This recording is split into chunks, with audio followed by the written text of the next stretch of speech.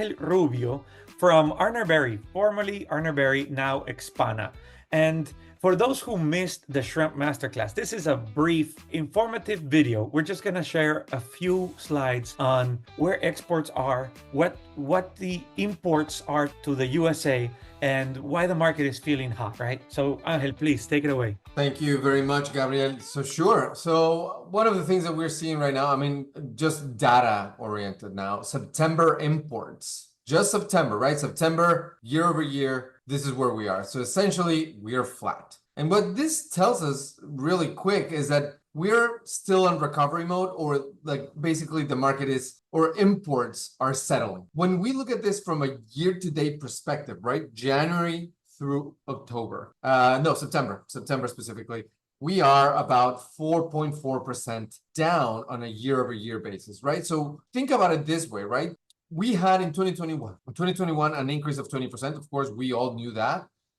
Then flat in 2022, but during Q3, we saw a massive counter seasonal adjustment, and 2023 a massive 11% decrease through September. And remember, September is important because that is when seasonally some of these imports start to come into the US. And that has not been happening so much yet, right? That's the time of the year when a lot of the volume starts to hit from India specifically, from Asia, because it was purchased in between June and July, and it starts to hit in September. So being that it is September and you are so below on the imports and they're not catching up, that's what's causing this feeling. Correct. And let me just go to this one so that I can point it to this one, right? So look at 2024, which is this line with all the little arrows here. We've had a lot of volatility because there's been a lot of instability in inventories, right? Like pockets of shortages in peeled, or not so much, or like a little bit long on shell on, etc. So like the market's still adjusting to these numbers. But look, August, we should have seen like one peak. So like some of these numbers starting to come up, right? You see, this is the seasonal adjustment, the black line, right? So this is a percentage relative to the average, right? So what we see is like August and September, we should have seen those numbers to come up. But look, September is flat, but look, August down by 9%, July down by 12%, you know, and June down by 14%. So you have like 3 straight months of decreases on a year-over-year basis. You don't have those. Flat in September, and now we have a projected, but we can touch that later on. And just to add, on those specific months that you have those decreases, is also a peak consumption time, because that's summer. So you have less shrimp arriving, but you also have summer, and summer means people are pulling more product, and people are going out, they're barbecuing, they're consuming, they're restauranting. That's a new term there. We're going to coin that one. I love the term. Restauranting. Right. So you should have that increased consumption there.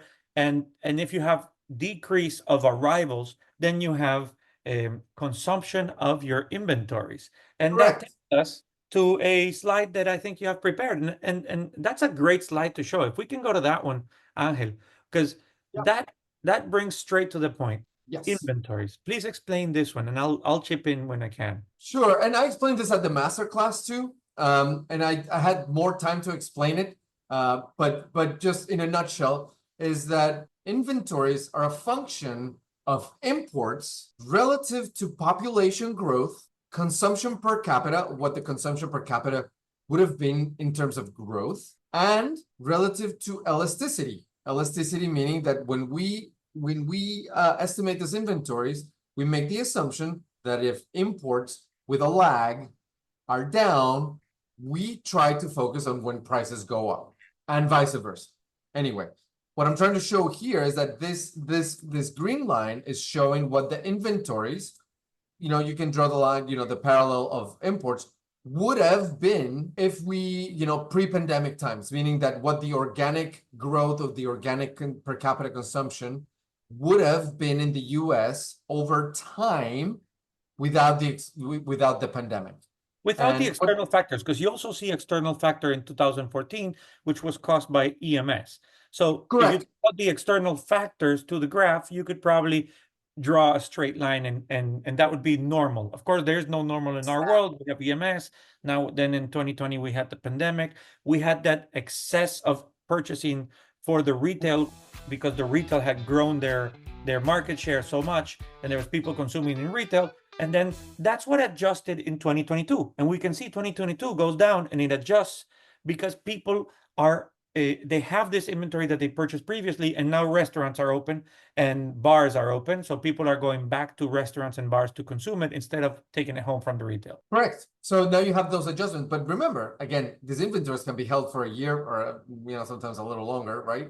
It depending on the client. But the point is here that, again, and this is an estimated, this line is a counterfactual, or for, it's theoretical, right? Or what in theory would have been, right? So everything with a grain of salt, right? So we have to be careful about that. But still, when you have the data and you look at prices in 2024, we had an increase in Q1, a little bit of like flatness, a little bit later.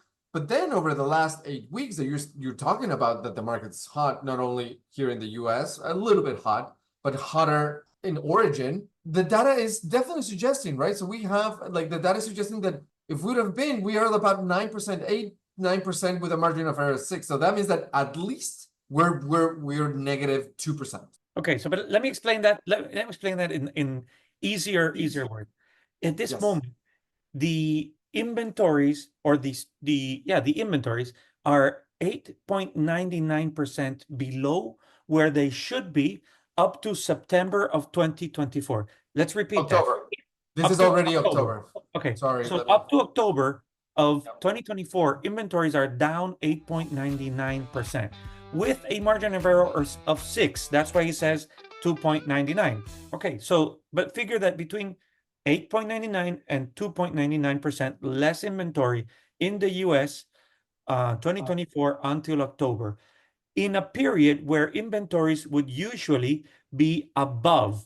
That's what's important. Not that you are 8.99% or that 2.99 if you consider the entire margin of error, but what matters is that by this month is when a lot of the products should have already arrived.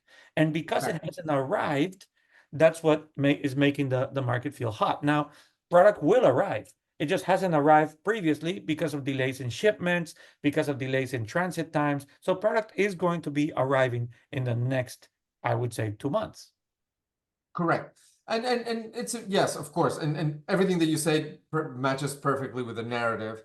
And one thing that's important to mention, and that I think you should complement, is that the US, so for example, we know that prices overseas are rising at a faster pace than prices here in the US, which leads us to see pockets of shortages, pockets of stability, and pockets of long inventories, depending on the size or the product form, etc. Right? We're talking about the grand scheme of things. And the grand scheme of things is that, inventories are short, prices are up in the US, but not at the same rate as overseas. In other parts. Yeah.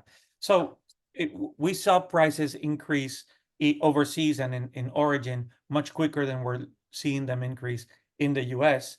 But because overseas also supply Europe and China.